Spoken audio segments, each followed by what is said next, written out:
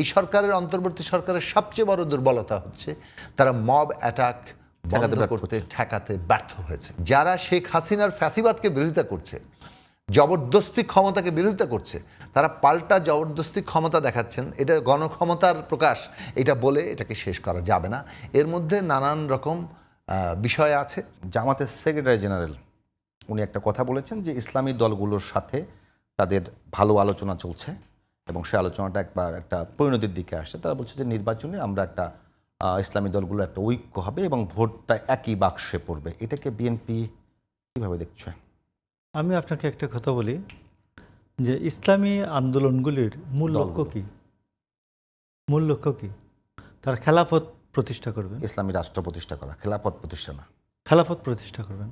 খেলাফত আমি ধরলাম তর্কের খাতিরে একটা টার্ম, রাষ্ট্র একটা টার্ম, একটা কথা বলছে যে উনি খেলাফত প্রতিষ্ঠা করবেন। তো খেলাফত প্রতিষ্ঠার পর কি আর নির্বাচন হবে না? জুনায়েদ সাকি, মুশাররফ ঠাকুর এদেরকে কি আর নির্বাচনে ক্যান্ডিডেট হতে দিবে?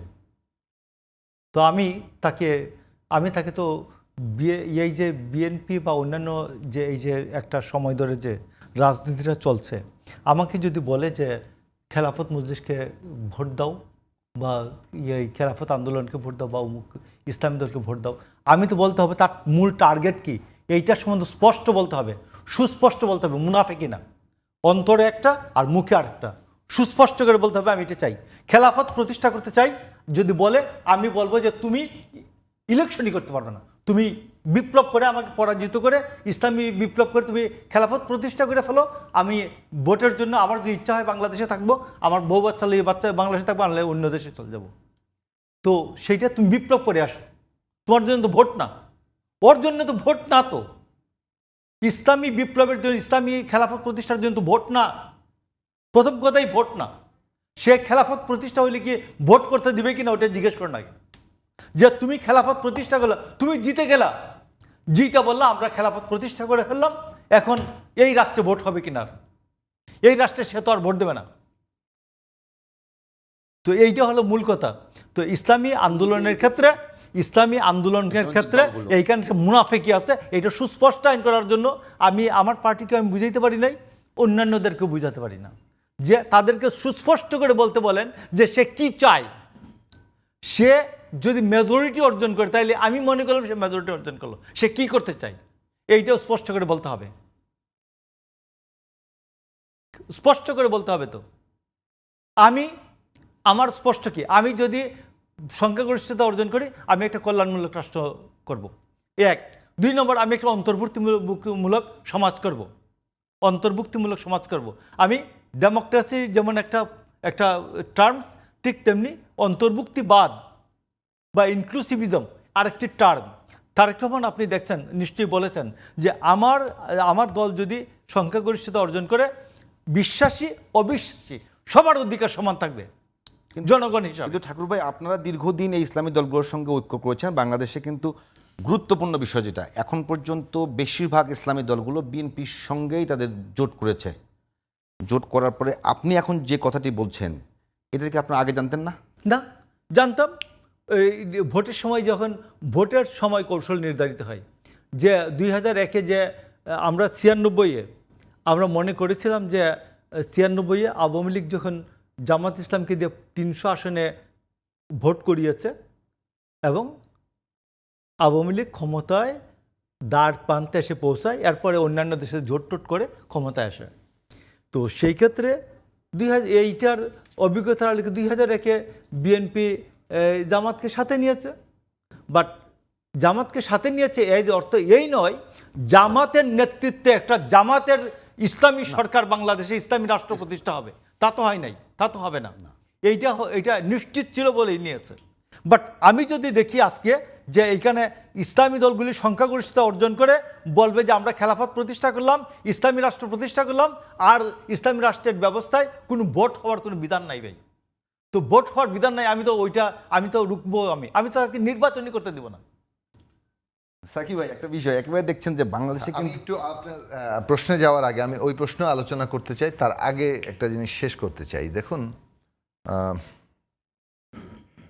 আমরা যে এগেইন কয়েকটা কমিশনের কথা বলেছি যে অন্তত পক্ষে 3টা কমিশন, একটা হচ্ছে নির্বাচন কমিশন। নির্বাচন আমরা কমিশন। ভোটের যে অভিজ্ঞতার মধ্যে দিয়ে গেছি, আপনি খেয়াল করে দেখুন, একজন সিইসি হয়েছেন, একজন সাবেক কি বলে যে সরকারের উচ্চপদস্থ কর্মকর্তা, তাকে আজকে জুতার গলা মালায় দিয়ে তাকে পুলিশের কাছে জুতার সুপর্দ মালা করা হচ্ছে। গলায় দিয়ে। জুতার মালা গলায় দিয়ে। সরি। তো আমি খুবই তীব্রভাবে নিন্দা করছি এবং আমরা মনে করি যে এটা কোনোভাবেই গ্রহণযোগ্য না, কোনোভাবেই গ্রহণযোগ্য হতে পারে না যে আপনি একজন ব্যক্তি যত বড় অপরাধেই অভিযুক্ত হোক না কেন, তাকে আপনি আইনের আওতায় আনবেন, আইন হাতে কিন্তু তুলে নিতে তার পারবেন। যে ন্যূনতম মানবিক মর্যাদা আইন সেটাকে হাতে- আপনি কোনোভাবে সুযোগ খর্ব নাই, করতে পারবেন সুযোগ না। নাই। এই যে মব অ্যাটাক, এই সরকারের অন্তর্বর্তী সরকারের সবচেয়ে বড় দুর্বলতা হচ্ছে তারা মব অ্যাটাক বন্ধ করতে ঠেকাতে ব্যর্থ হয়েছে এবং এর দায় সরকারের উপর যেমন আছে, তেমনি এর যে কতদিন আমাদের বহন করতে হবে এইটা কোনোভাবে আমরা গ্রহণ করতে পারি না। আপনি কি বলে যে তাহলে তো মবক্রেসি তৈরি হবে, এটা ডেমোক্রেসি থাকবে না, এটা মবক্রেসি তৈরি হবে। যার হাতে যতটুকু ক্ষমতা সে তার ক্ষমতা করবে। যারা শেখ হাসিনার ফ্যাসিবাদকে বিরোধিতা করছে, জবরদস্তি ক্ষমতাকে বিরোধিতা করছে, তারা পাল্টা জবরদস্তি ক্ষমতা দেখাচ্ছেন। এটা গণক্ষমতার প্রকাশ, এটা বলে এটাকে শেষ করা যাবে না।